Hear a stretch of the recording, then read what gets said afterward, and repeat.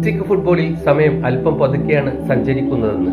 അതുകൊണ്ടാണ് നമ്മൾ ഒരു സെക്കൻഡ് കാണുമ്പോൾ അദ്ദേഹം അടുത്ത 10 സെക്കൻഡുകൾ കാണുന്നത്. ഒരുപക്ഷെ സമയം എന്താണെന്ന് മെസ്സിയോട് ചോദിച്ചാൽ അദ്ദേഹം ചിരിക്കുമായിരിക്കും. കാരണം 20 വർഷമായി അദ്ദേഹം സമയത്തെ പ്രണയത്തിലാക്കി മന്ത്രവാദം ചെയ്ത് ഡ്രിബിൾ ചെയ്തുകൊണ്ടിരിക്കുകയാണ്. 20-കാരനായ മെസ്സി തന്റെ ശരീരം ഉപയോഗിച്ചാണ് സമയത്തെ ഭ്രമിപ്പിച്ചത്. 39-കാരനായ മെസ്സി തന്റെ തലച്ചോറ് ഉപയോഗിച്ചാണ് അതിനെ അത്ഭുതപ്പെടുത്തുന്നത്.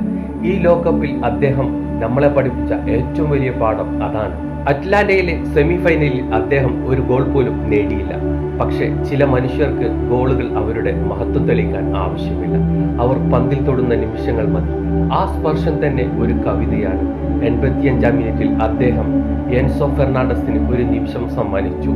സ്റ്റോപ്പേജ് ടൈമിൽ അദ്ദേഹം ലൗതാരോ മാർട്ടിനസിന് ചരിത്രത്തിലേക്കുള്ള ഒരു ക്ഷണക്കത്ത് നൽകി. ഒരിക്കൽ അദ്ദേഹം 5 ഡിഫൻഡർമാരെ ഡ്രിബിൾ ചെയ്ത് ഗോളടിക്കുമായിരുന്നു.